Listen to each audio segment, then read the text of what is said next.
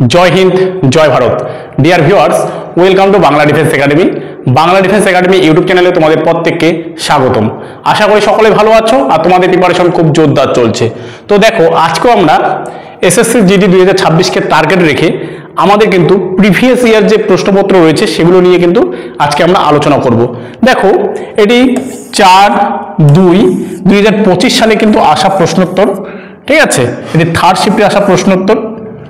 তো আমরা আজকে জিকে এবং জিএস গুলো কিন্তু কমপ্লিট করছে। তোমরা যারা যারা আমাকে কমেন্ট করেছো, স্যার প্রিভিয়াস ইয়ারের যে জিকে এবং জিএস গুলো রয়েছে, মানে যেগুলো আসছে অলরেডি, সেগুলো নিয়ে একটু আলোচনা করেন এবং সেখান থেকে আমরা বুঝবো যে আগামীকাল বা 2026 সালে কি ধরনের প্রশ্ন আসতে পারে, ঠিক আছে?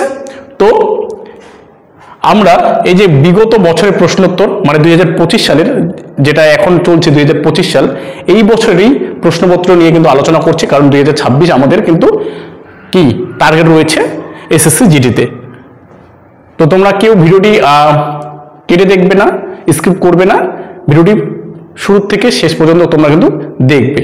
তো দেখো কি বলছে প্রথম প্রশ্ন, ভারতের কোন রাজ্যের রাজ্যপালের ক্ষমতার আওতায় নিম্নলিখিত কোনটি পড়ে না?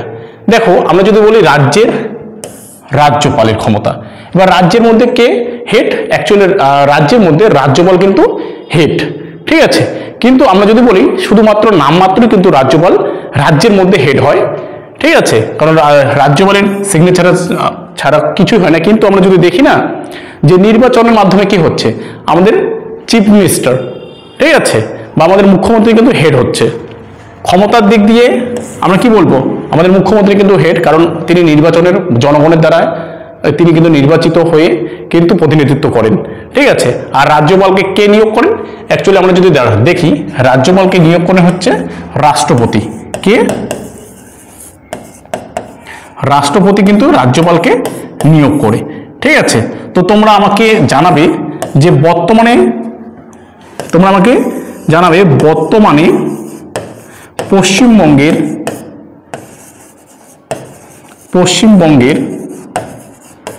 রাজ্যপালকে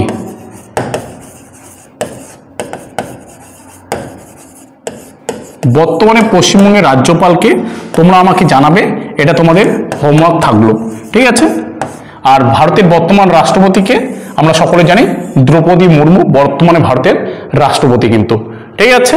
তো তোমরা আমাকে জানাবে কি বর্তমানে পশ্চিমবঙ্গের রাজ্যপালকে, এটা তোমাদের হোমওয়ার্ক থাকলো। তোমরা অবশ্যই আমাকে কমেন্ট বক্সে লিখে কিন্তু পাঠাবে, ঠিক আছে? তো আমরা দেখে নিই ভারতের কোন রাজ্যের রাজ্যপালের ক্ষমতার আওতায় নিম্নলিখিত কোনটি পড়ে না, কিন্তু বলছে এখানে শেষে কিন্তু না রয়েছে। তো তোমরা কিন্তু ভালোভাবে প্রশ্নপত্রগুলো পরীক্ষা হলে কিন্তু পড়বে, ঠিক আছে? 1 থেকে 2 বার কম করে পড়বে, ঠিক আছে? তো দেখো এখানে কি বলছে, নির্বাহী ক্ষমতা, বিবেচনামূলক ক্ষমতা, বাধ্যতামূলক ক্ষমতা, না বিধানসভার ক্ষমতা? তো তোমরা এখানে আমাকে কমেন্ট করো কোনটি হবে সঠিক অ্যান্সার, ঠিক আছে? কোনটি রাজ্যপালের ক্ষমতার আওতায় আসে না? তো আমাদের যদি দেখি অ্যান্সার এখানে অপশন নাম্বার সি, বাধ্যতামূলক ক্ষমতা, ঠিক আছে? কোনো কিছু কাজ কিন্তু তিনি বাধ্যতামূলকভাবে করতে পারেন না, ঠিক আছে? নেক্সট দেখো, 2 নম্বরের প্রশ্ন কি রয়েছে, পূর্বে জর্ডান এবং পশ্চিমে ইসরায়েলের সীমান্তে অবস্থিত নিম্নলিখিত কোন জলরাশিটি সবচেয়ে লবণাক্ত? দেখো, এই যে ইসরায়েল এবং জর্ডান এগুলো কেন আসছে, কারণ এগুলো আমাদের এখন কনফ্লিক্ট চলছে, ঠিক আছে? রাশিয়া এবং ইসরায়েলের সঙ্গে কিন্তু গাজার কনফ্লিক্ট চলছে, তাই না? আর আমরা দেখছি এদিকে রাশিয়া এবং ইউক্রেনের মধ্যে কিন্তু যুদ্ধ চলছে। তো যেগুলো দেশে বেশি চর্চার মধ্যে থাকে না, সেগুলো থেকে কিন্তু তোমাদের বেশি করে প্রশ্ন আসে। তো তোমরা দেখবে, যারা তোমরা নিউজ দেখো, রোজই দেখো বা রেগুলারলি দেখো, তোমরা যারা দেখবে যে যেগুলো প্রতিনিয়ত হচ্ছে, নিউজে আসছে, যেমন ইসরায়েল গাজার কনফ্লিক্ট মানে যুদ্ধ, ঠিক আছে? এছাড়া আমি কি বললাম, ইউক্রেন আর রাশিয়া, ঠিক আছে? তো এই যে ধরো ইসরায়েলের বর্তমান রাষ্ট্রপতিকে বা প্রধানমন্ত্রীকে বেঞ্জামিন নেতানিয়াহু, ঠিক আছে?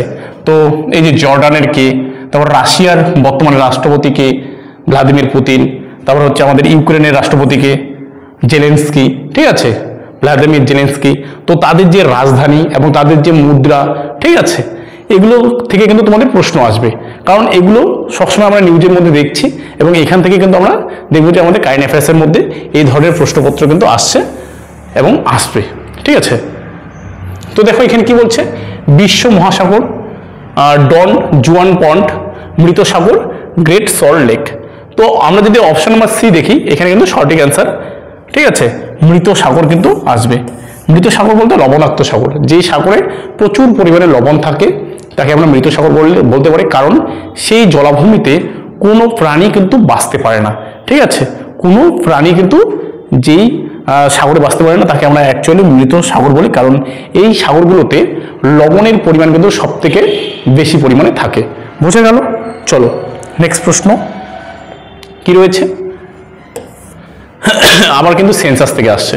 দেখো 2011 সালের জনগণনা অনুযায়ী নিম্নলিখিত কোন ধরনের অভিবাসনের হার সবচেয়ে বেশি? 2011 সালের জনগণনা। দেখো আমি জনগণনা সম্পর্কে তোমাদের জনগণনা সম্পর্কে একটা ফুল ভিডিও দিয়েছি এই আমাদের বাংলা ডিফেন্স একাডেমিতে। তোমরা যারা এখনো সেই ভিডিওটি দেখোনি অবশ্যই দেখবে। ঠিক আছে, একবারে ডিটেলসে রয়েছে কোন দেশে প্রথম জনগণনা শুরু হয়, ভারতে কবে জনগণনা শুরু হয়, কে জনগণনা শুরু করলো, জনগণনা কত বছর অন্তর অন্তর হয়। ঠিক আছে, আমাদের স্বাধীন ভারতের প্রথম জনগণনা মানে কে করেছিল, ঠিক আছে, মানে কমিশন কে ছিল, ঠিক আছে, জনগণনা কার আন্ডারে থাকে, তো সব কিছু কিন্তু আমি তোমাদের দিয়েছি। এই যে 2011 সালের যে আমাদের লাস্ট জনগণনাটা হয়েছিল, ঠিক আছে, সেটা কততম জনগণনা, ঠিক আছে, এই জনগণনার আমাদের সাক্ষরতার হার কত, ঠিক আছে, কোন রাজ্যের জন্ম মানে আমরা যদি বলি জন্মের পরিমাণ সব থেকে বেশি, এবং আমাদের যদি দেখি না যে রাজ্যের মধ্যে কোন রাজ্যের জনঘনত্ব বেশি, কোন রাজ্যের জনঘনত্ব কম, সব কিছু সম্পর্কে তোমাদের ডিটেলসে দেওয়া রয়েছে আমাদের এই বাংলা ডিফেন্স একাডেমি যে আমাদের চ্যানেলটা রয়েছে। ঠিক আছে, সেখানে তোমরা প্লে লিস্টে যাবে এবং জনগণনা বলে সার্চ করলে কিন্তু তোমরা পাবে। ঠিক আছে, একবার ফুললি ডিটেলসে দেওয়া রয়েছে। আর তোমরা যারা এসএসসি জিডি সম্পর্কে জানো না, এসএসসি জিডি সম্পর্কে জানো না, ঠিক আছে, এই এসএসসি জিডি সম্পর্কে তোমাদের ফুল একটা ভিডিও দিয়েছি, তোমরা যারা নতুন রয়েছো তারা অবশ্যই কিন্তু দেখে নেবে।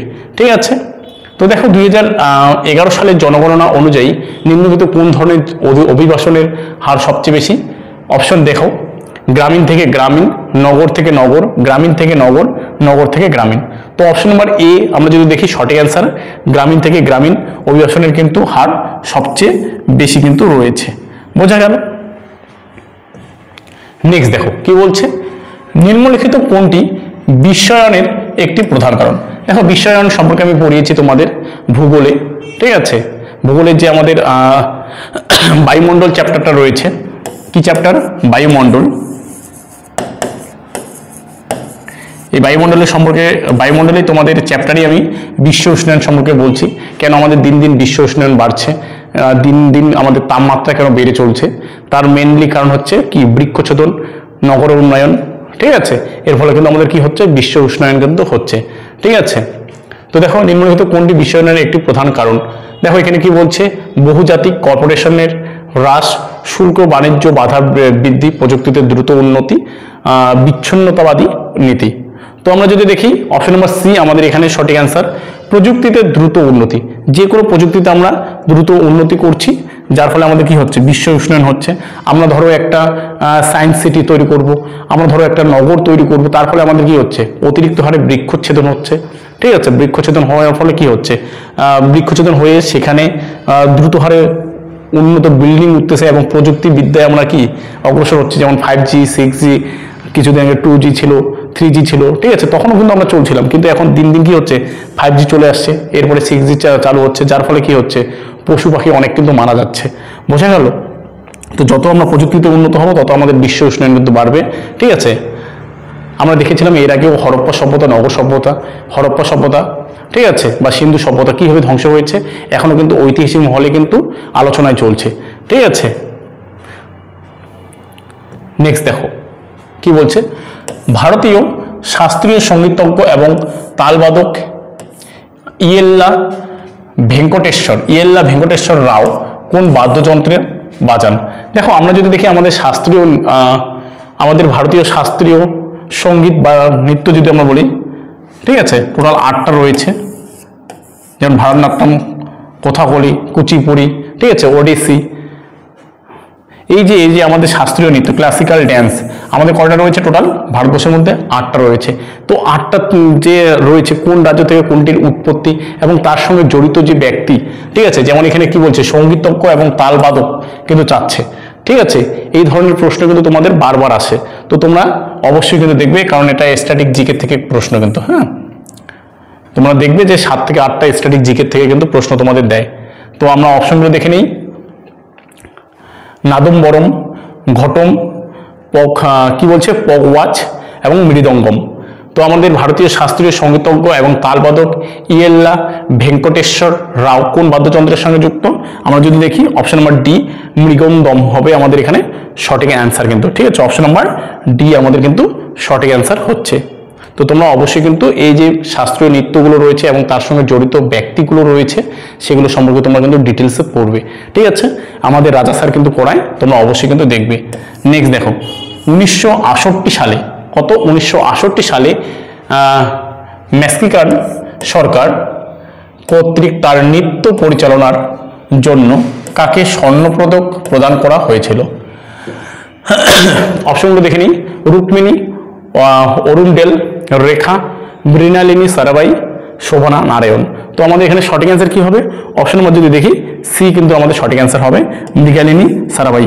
ভীষণ গুরুত্বপূর্ণ একটি নাম কিন্তু, পরীক্ষায় বারবার তোমাদের আসে, মৃণালিনী সারাভাই, ঠিক আছে। কোন বাদ্যযন্ত্রের সঙ্গে যুক্ত, কোন রাজ্যের বাসিন্দা, এগুলো সম্পর্কে কিন্তু পরীক্ষা তোমাদের আসে, বোঝা গেল। নেক্সট প্রশ্ন দেখো কি বলছে।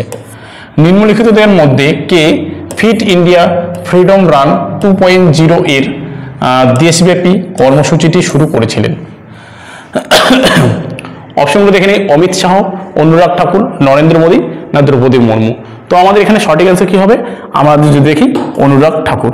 অনুরাগ ঠাকুর হচ্ছে আমাদের ফিট ইন্ডিয়া ফ্রিডম রান 2.0 এর দেশব্যাপী কর্মসূচিটি কিন্তু শুরু করেছিলেন অনুরাগ ঠাকুর, ঠিক আছে। কোন রাজ্যের বাসিন্দা এটা তোমরা আমাকে একটু জানাবে। অনুরাগ ঠাকুর, ঠিক আছে।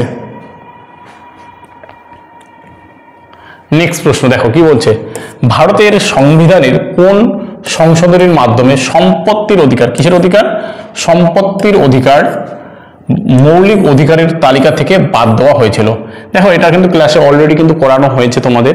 44তম সংশোধনী, 42তম সংশোধনী, 61তম সংশোধনী এবং 52তম সংশোধনী। তো ভারতের সংবিধানের কোন সংশোধনীর মাধ্যমে সম্পত্তির অধিকার মৌলিক অধিকার তালিকা থেকে বাদ দেওয়া হয়েছে সেটা আমরা যদি দেখি অপশন নম্বর এ আমাদের এখানে সঠিক অ্যান্সার। 44তম সংশোধনীর মাধ্যমে কিন্তু এটাকে বাতিল করে দেওয়া হয়েছে, ঠিক আছে।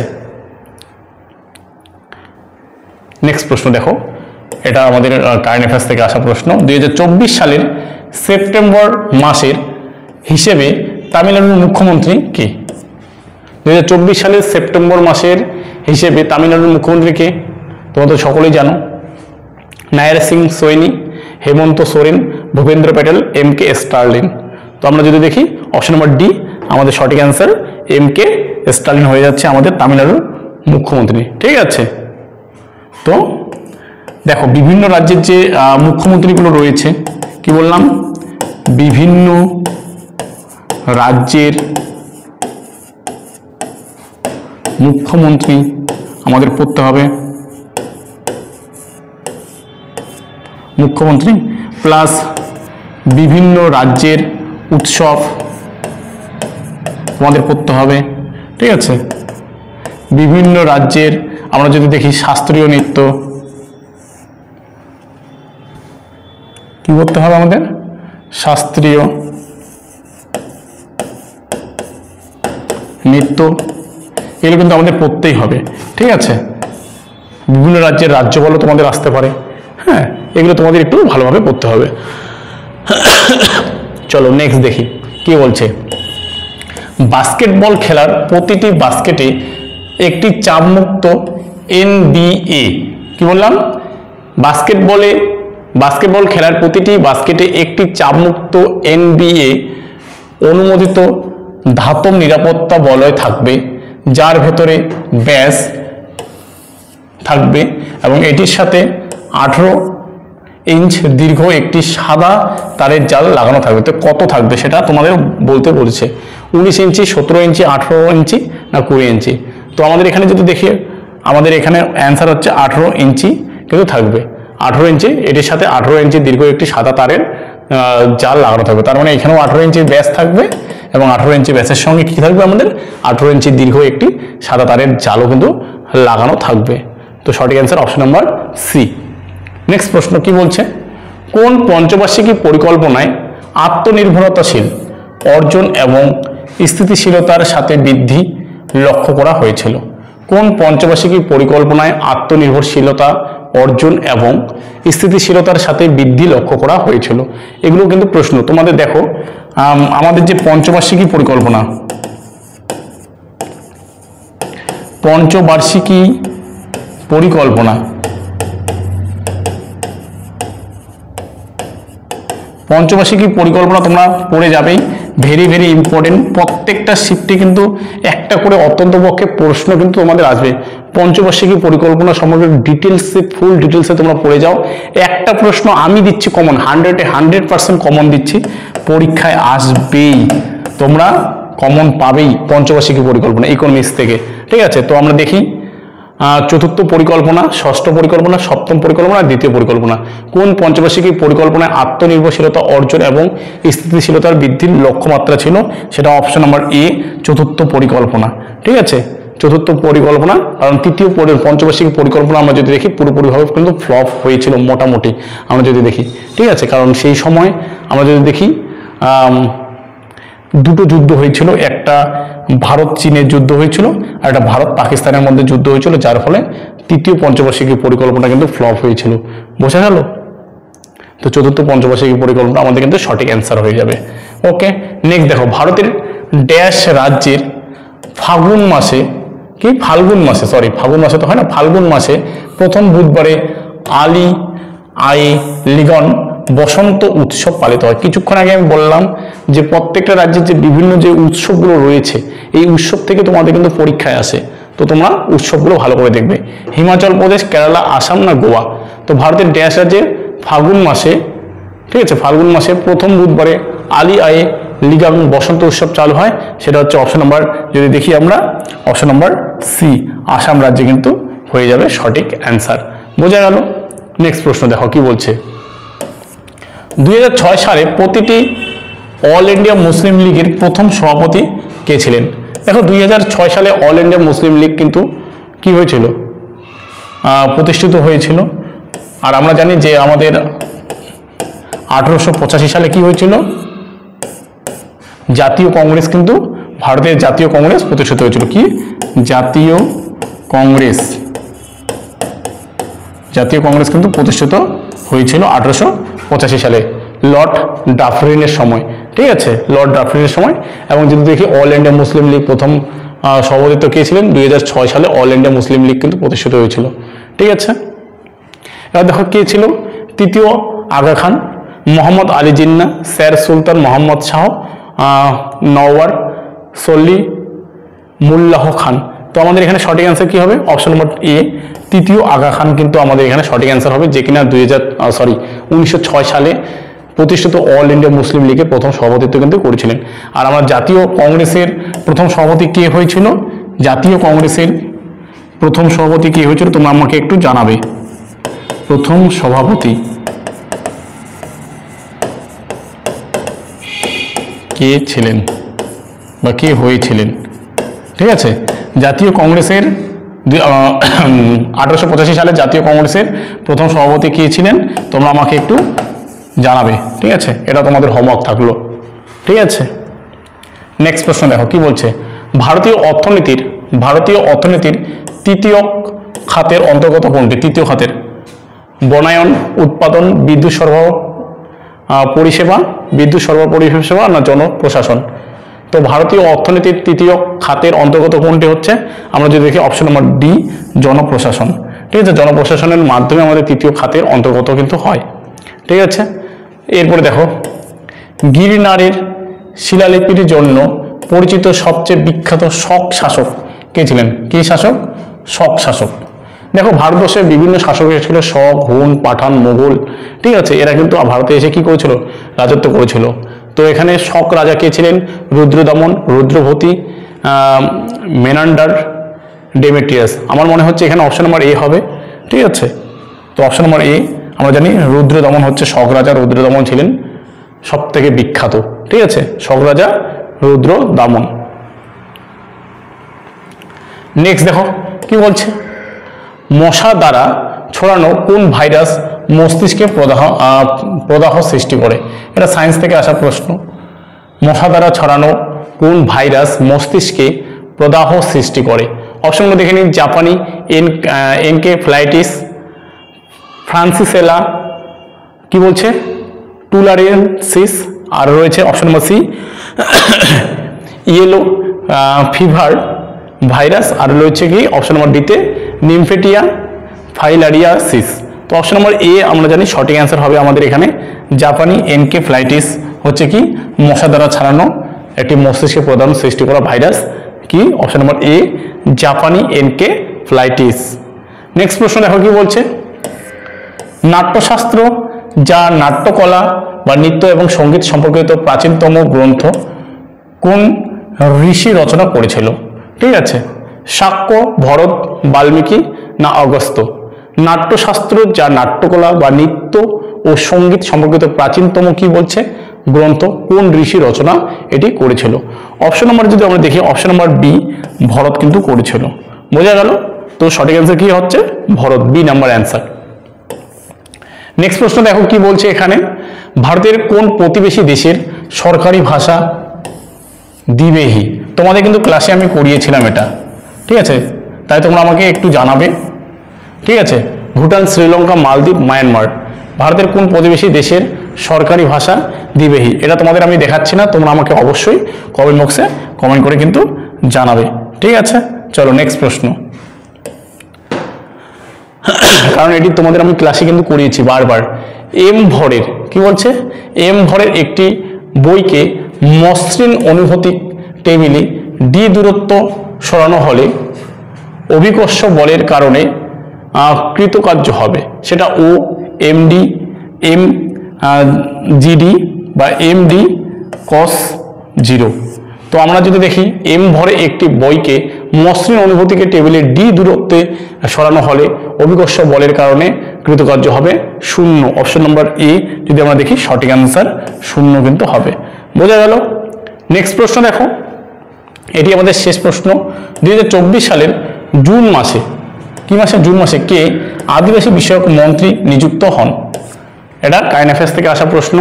প্রহ্লাদ যোশী, অশ্বিনী বৈষ্ণব, ভূপেন্দ্র যাদব, জুয়াল ও কি বলছে ওরাম। 2024 সালের জুন মাসে কে আদিবাসী বিষয়ক মন্ত্রী নিযুক্ত হন? তো অপশন নম্বর যদি আমরা দেখি ডি জুয়াল ওরাম হচ্ছে আমাদের এখানে সঠিক অ্যান্সার। তো দেখো এই ছিল আজকে আমাদের জিকে এবং জিএস থেকে 20টি প্রশ্নোত্তর, এসএসসি জিডি প্রিভিয়াস ইয়ার প্রশ্ন, বা আমরা তো বলতে পারি 2025 সালের প্রশ্নপত্র এটি, ঠিক আছে। তো তোমাদের ভিডিওটি কেমন লাগলো তোমরা অবশ্যই আমাকে কমেন্ট বক্সে কমেন্ট করে জানাবে, আর কোথাও যদি আমার বুঝতে অসুবিধা হয় তোমরা অবশ্যই আমাকে কমেন্ট করে জানাবে। এবং ভিডিওটি সম্পূর্ণ দেখার জন্য সকলকে অসংখ্য অসংখ্য ধন্যবাদ, এবং দেখা হচ্ছে নেক্সট অন্য কোনো নতুন ভিডিওতে।